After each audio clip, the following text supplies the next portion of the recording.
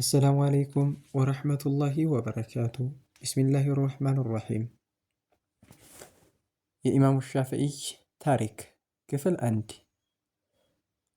ሻፊዒ የተወለዱት የሐነፊያ መዝሀብ መሪ የሆኑት ኢማሙ አቡ ሐኒፋ በሞቱበት ዓመት ውስጥ ነው።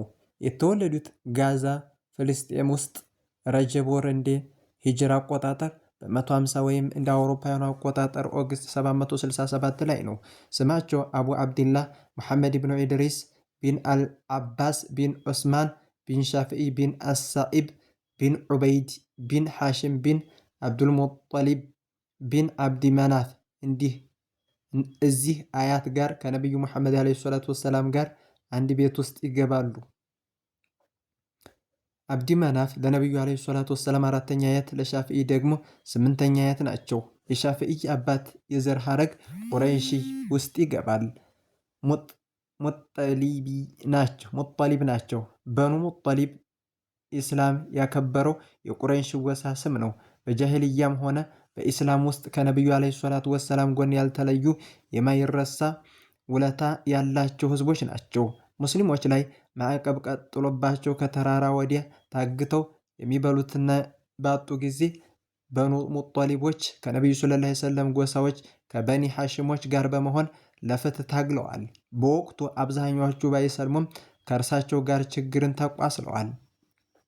ይህንን ውለታ ነቢዩ ዓለይሂ ሰላቱ ወሰላም አልረሱትም። ኢስላም ውስጥ ትልቅ ቦታ ሰጧቸው። ዘካ ከማይወስዱት የነቢዩ ሰለላሁ ዐለይሂ ወሰለም ቤተሰቦች ውስጥ መድቧቸው። አሳኢብ ቢን ኡበይድን የሻፊዒ አያቶች ውስጥ ቆጥረናቸዋል። የበድር ጊዜ ነው የሰለሙት። መልካቸው ነቢዩ ሰለላሁ ዐለይሂ ወሰለም ይመስል ነበር ይባላል። ሻፊዒ ኢማማችን ሻፊዒ ቅጽላቸውን ያገኙበት አያታቸው ስም ነው። በዕድሜያቸው አነስተኛ የነበሩ ሶሐባ ነው። በለጋ ዕድሜያቸው ሳለ ነቢዩ ሰለላሁ ዐለይሂ ወሰለም አግኝቷቸዋል። ኢማሙል አልሐኪም በዘገቡት ሐዲስ ውስጥ ተጠቅሶ እናገኘዋለን። አነስ ናቸው የዘገቡት። እንዲህ ይሉናል። አንድ ቀን የአላህ መልእክተኛ ሰለላሁ ዐለይሂ ወሰለም ፉስጣጥ የምትባለዋ ስፍራ ላይ ነበሩ። ከዚያም ሳኢብ ቢን ኡበይድ መጣ። ልጁ ሻፊዕ ቢን ሳኢብ አብሮት ነበር። ነቢዩ ሰለላሁ ዐለይሂ ወሰለም ልጁን አዩትና ሰውየው አባቱን መምሰሉ ከእድለኝነት ውስጥ ነው አሉ። አባታቸው ኢድሪስ ቢን አልዓባስ ናቸው። ተባላህ ከሚባል ቦታ የመጡ ሰው ናቸው። መዲና ውስጥ ኖረዋል። እዚያ ደስ ያሰኛቸውን ነገር ሲያዩ ወደ አስቃላን አመሩ። ፊልስጤምን ማለት ነው። ሕይወታቸው እስክታልፍ ድረስ እዚያው ኖሩ። የህልፈታቸው ጊዜ ሻፊዒ ከአንቀልባ አልተላቀቁም። ኢድሪስ ድሃ ነበሩ። እናታቸው ደግሞ እንደ አብዛሃ የታሪክ ሰዎች እምነት የአዝድ ወይም የአሰድ ጎሳ ሰው ናት። ታላቅ የአምልኮና አላህን ፈሪ ሴት ነበረች። ንቁ ተፈጥሮ የነበራት እና አዋቂ ሴት ናት። ትልቅ ግንዛቤዋንና ንቃቷን የሚመለከት አንድ ታሪክ አለ። እንዲህ እንተርከዋለን። የሻፊዒ እናት ከአንድ ሴትና ከአንድ ወንድ ጋር በመሆን ፍርድ ቤት ለመመስከር ሄደች። የምስክርነት ሂደቱ ላይ ዳኛዋ ሁለቱን ሴቶች ሊያለያዩ ፈለጉ።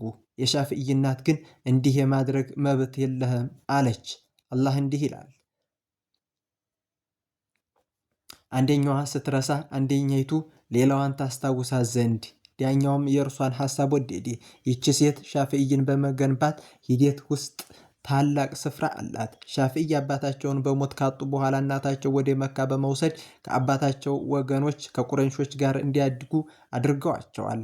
አልሐኪም በሰነዳቸው ሙሐመድ ቢን አብድላህ ቢን አልሐኪምን ዋቢ በማድረግ እንደዘገቡት ሻፊዒ እንዲህ ብለዋል። ጋዛ ውስጥ ተወለድኩኝ። ከዚያም እናቴ ወደ አስቃላን ይዛኝ ሄደች።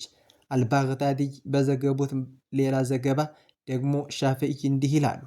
ፊልስጤምን ውስጥ የምትገኝ አልየመን የምትሰኝ አካባቢ ላይ ተወለድኩ። ከዚያም እናቴ እንዲያልባክን ሰጋች። ወደ ቤተሰቦችህ ሂድ፣ እንደነርሱ ትሆናለህ፣ በዝምድና እንዲያትሸነፍ እሰጋለሁ አለች። ከዚያም ወደ መካ ላከችኝ። ያኔ የ10 ዓመት ገደማ የሆነኝ ነበረ።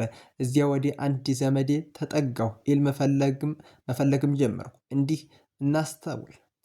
ደግ የዘር ሐረግ ከድህነትና ከመልካም አስተዳደግ ጋር ሰውን ታላቅ ያደርጋሉ። ለሰዎችም ቅርብ ያደርጉታል። ስሜታቸውን ይረዳል፣ ችግራቸውን ይካፈላል። ሻፊዒ እንዲህ ነበሩ። ገጽታቸውና ተክለሰውነታቸውን ስናይ ኢብኑ ሰላህ እንዲህ ይላሉ። ሻፊዒ ረዥም አንገተ ቀውላላ፣ ባታቸውና ታፋቸው የገዘፈ፣ ጠይም የጎን ጺማቸው የቀለለ፣ የአገጭ ጺማቸውን ሒና የሚቀቡ፣ ድምፀ ስርቅርቅ፣ ዝምታቸው የሚያምር፣ ጭንቅላተ ትልቅ፣ ፊታቸው የተዋበ፣ ግርማቸው የሚያስፈራ፣ አንደበተ ርቱዕና ምላሳቸው የጣፈጠ ሰው ነበሩ። ክራንቻ ጥርሳቸው ረዥም ነበር። አፍንጫቸው ላይ ጥቁር ምልክት አለ።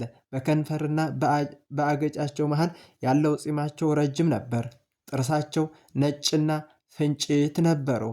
አልበይሐቂ ከዩኑስ ቢን አብድል አዕላ ይዘው የዘገቡት ዘገባ እንዲህ ተብሏል። ሻፊዒ መሃለኛ ቁመት፣ ግንባራቸው ግልጥ፣ ለስላሳ ቆዳ፣ ጠየም ያሉ የጎን ጺማቸው ቀላል ነበር።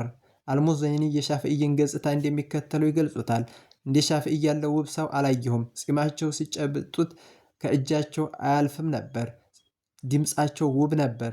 በህር ቢን ሰኽር እንዲህ ይገልጹታል። ማልቀስ ስንፈልግ ወደ ሙጠሊብዩ ወጣት እንሂድ፣ ቁርአን ያንብብልን እንባባል ነበር። ወደ እርሱ ስንመጣ ቁርአን ያስከፍታል። ድምፁን ሲሰሙ ሰዎች ራሳቸውን ስተው ይወድቁ ነበር። የድምፁ ማማር ማርኳቸው በለቅሶ ብዛት ይንጫጩ ነበር። ሰዎች እንዲህ ሲሉ እርሱ ማንበቡን ያቆማሉ። አሕመድ ቢን ሷሊህ እንዲህ ብለዋል። ሻፊዒ ከድምፃቸው ማማር ንግግራቸው ደውል ይመስላል። ረቢዕ ቢን ሱለይማን የሻፊዒ አለባበስ እንዴት ነበር ተብሎ ተጠየቁ። አለባበሳቸው መሃለኛ ነበር። በጣም ውድ ልብሶችን አይለብሱም። የተልባግርና የባግዳድ የጥጥ ያዘወትሩ ነበር። ቆብ ያጠልቁ ነበር። ብዙ ጊዜ ጥምጣምና ጫማ አይለያቸውም ነበር።